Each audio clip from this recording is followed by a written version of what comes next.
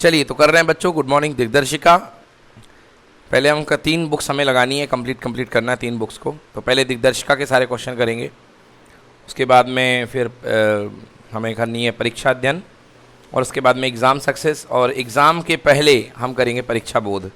तो एक तरीके से हमारी पूरी तैयारी हो जाएगी। पहला क्वेश्चन इन्होंने पूछ लिया है कि विभव मापी का प्रतिरोध कितना होता है। तो विभव मापी का जो प्रतिरोध होता है उसको हम क्या लेते हैं, बोलो? अनंत। कितना लेते हैं? अनंत। मगर कब? संतुलन की अवस्था में, है ना। संतुलन की अवस्था में विभव मापी का प्रतिरोध अनंत होता है, क्योंकि जब संतुलन यानी कि जब आपको विक्षेप बिंदु 0 मिलता है, विक्षेप शून्य मिलता है, शून्य विक्षेप, तो शून्य विक्षेप में किसी प्रकार की धारा प्रवाहित नहीं होती है। तो जब धारा प्रवाहित नहीं होगी तो I = कितना? 0। तो आप क्या मान करके चलोगे? धारा प्रवाहित नहीं, मतलब एक तरीके से सर्किट खुला हुआ है, ओपन सर्किट है। इसको क्या बोलते हैं? Open circuit. ओपन सर्किट का प्रतिरोध कितना होता है? अनंत। तो ये मान करके हमें चलना है कि ओपन सर्किट का प्रतिरोध अनंत है। अगला क्वेश्चन क्या पूछ रहे बेटा, लाओ। तो भैया पहले वेरी शॉर्ट आंसर, अति लघु 3 पूरे कर लिए? अरे महाराज करते भी जाओ और लगाते जाना। पहले अति लघु 3 लगाओ ना। हाँ चलो, वेरी शॉर्ट आंसर पूरे हो गए हैं, वेरी गुड। 10 तक पूरे हो गए ना, बहुत अच्छे। अब इसके बाद लघु 3 क्वेश्चनों पे आ जाओ। हाँ बेटा, लघु 3 का कौन सा पूछ रहे हो, बोलो। लाओ क्वेश्चन दो। क्वेश्चन नंबर 16 लघु 3 का, दिग्दर्शिका। विभव मापी में विक्षेप एक ही ओर प्राप्त होने के संभावित कारण लिखिए। भैया विभव मापी में विक्षेप एक ही कारण होने का संभावित कारण ये है कि आपने जो बैटरी का टर्मिनल लगाया है वो उल्टा लगा दिया है। याद कीजिए, मैंने आपको पढ़ाया था विभव मापी में ये प्लस और ये माइनस होता है, हाँ है ना। मैंने कहा था ये नीचे जो प्रायोगिक सेल लगाओगे ये प्लस होगा, ये भी क्या होगा। आपने यदि इसको उल्टा लगा दिया, माइनस सेल और प्लस, तो आपको विक्षेप एक ही दिशा मिलेगा। समझ गए ना, मतलब आपको 0 मिलने वाला नहीं है, उस समय आपको 0 नहीं मिलेगा। तो इसमें लिखा है परिपथ, प्राथमिक परिपथ में लगे हुए बैटरी का विद्युत वाहक बल प्रायोगिक सेल के विद्युत वाहक बल से कम होने पर। हाँ देखो भैया, सीधी बात है, आपको विक्षेप तब एक दिशा मिलेगा जब इसका, आप सीधी बात मेरी बात मानो जो मैंने कहा, जब ये वाला विद्युत वाहक बल प्रायोगिक सेल का विद्युत वाहक बल, समझ गए ना, इस वाले सेल के विद्युत वाहक बल का मान इससे क्या होगा, ज़्यादा। मतलब ये मान लो ये है 6 वोल्ट का और ये कितने वोल्ट का है, 10 वोल्ट का है। सीधी बात समझ में आया ना। तो इसमें लिखा हुआ प्राथमिक परिपथ में लगे हुए बैटरी का विद्युत वाहक बल प्रायोगिक सेल के विद्युत वाहक बल से कम होने पर। हाँ तो क्या गलत है भाई, इसने कह दिया इसकी वैल्यू कम होगी। अब मैं भी तो यही कह रहा हूँ, इसकी ज़्यादा होगी तो इसकी क्या होगी। उसने कम की भाषा में बात कर दी है ना, और मैं ज़्यादा के वैल्यू की बोलता हूँ। तो मैं ज़्यादा किसके लिए बोलता हूँ, इसके लिए लेके बोलता हूँ ना, कि ये ज़्यादा होगा तो दुर्घटना होगी। तो ये ज़्यादा होगा तो ये क्या होगा, कम होगा। तो दुर्घटना से बचने के लिए ये जो मेन बैटरी है उसको ज़्यादा रखो और नीचे वाले को कम रखो, आया ना। चलो ठीक है, और बोलो।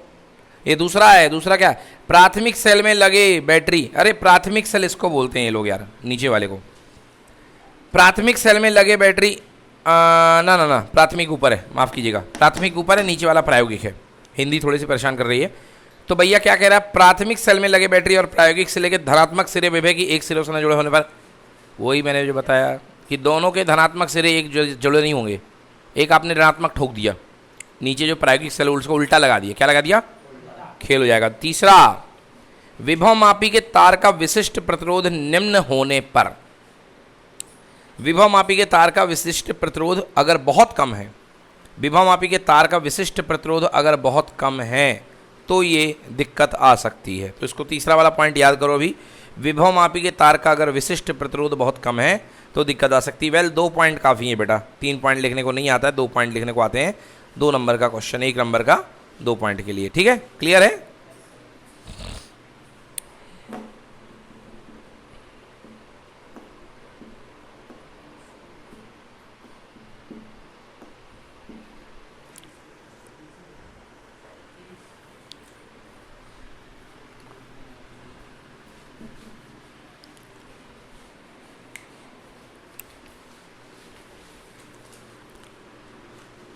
हाँ भैया, ताप बढ़ाने पर विद्युत अपघट्ट। क्वेश्चन नंबर कौन सा है,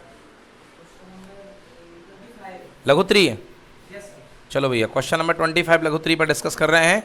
ताप बढ़ाने पर विद्युत अपघट्ट की प्रतिरोधकता। देखो यार, अब वैसे तो प्रतिरोधकता का कोई सवाल अपन ने, कोई फार्मूला तो अपन ने विद्युत अपघट्ट के लिए डेवलप किया नहीं है।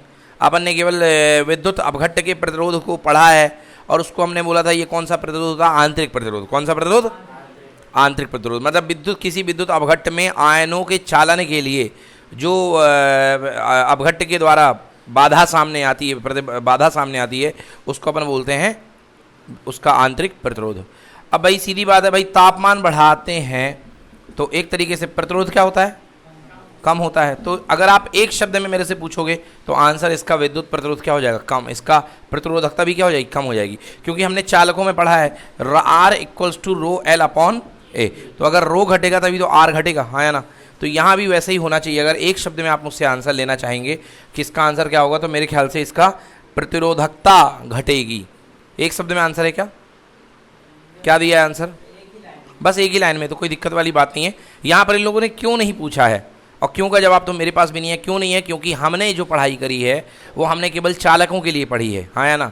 हमने इसके लिए कोई नियम नहीं पढ़े हैं। देखो भैया, ओम्स का नियम जो होता है चालक के लिए लगता है ना, और बाकी जो हमारे नियम है ये अंदर वाले प्रतिरोध के लिए अपन के नियम नहीं लगेंगे, क्योंकि वो बैटरी अलग है, ये बैटरी अलग है ना। बस एक आइडिया लेके मैं बता सकता हूँ कि हाँ इसका भी विद्युत अपघट्ट का प्रतिरोधकता जो घटेगी, क्योंकि उसका प्रतिरोध घट रहा है। हाँ, धातुओं में ओमीय कंडक्टर, ओमिक धातु, ओमिक कंडक्टर, और वैसे सारी धातुएं ओमिक कंडक्टर हैं, मगर यदि आप बात करो सिलिकॉन, किसकी बात करो, सिलिकॉन, जर्मेनियम, ये अर्धचालक हैं। क्या है ये, तो इनमें ओम का नियम नहीं लगेगा।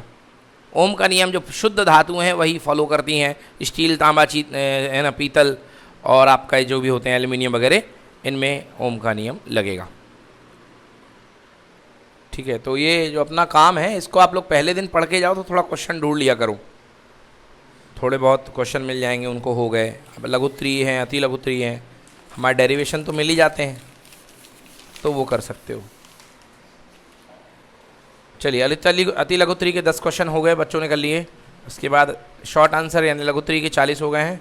अब बचे हैं लार्ज आंसर। लार्ज आंसर में आपको वही जो हमने डेरिवेशन कराए थे, अनुगमन वेग, अनुगमन धारा, है ना, सेलों का समांतर क्रम, श्रेणी क्रम, है ना। उसके बाद हमने आपको वो कराया विभवमापी, और वो अपना क्या बोलते हैं उसको, बीटी स्टोन ब्रिज, वो भी मिलेगा। टिक मार देना उसको, P/Q = R/S।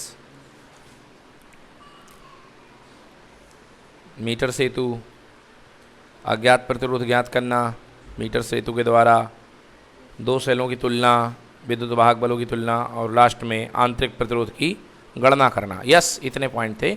ये सभी आपको मेरे ख्याल से अति लघुत्तरीय में मिल जाएंगे, इसमें दीर्घ उत्तरीय में मिल जाएंगे। लार्ज आंसर करिए इनको सबको।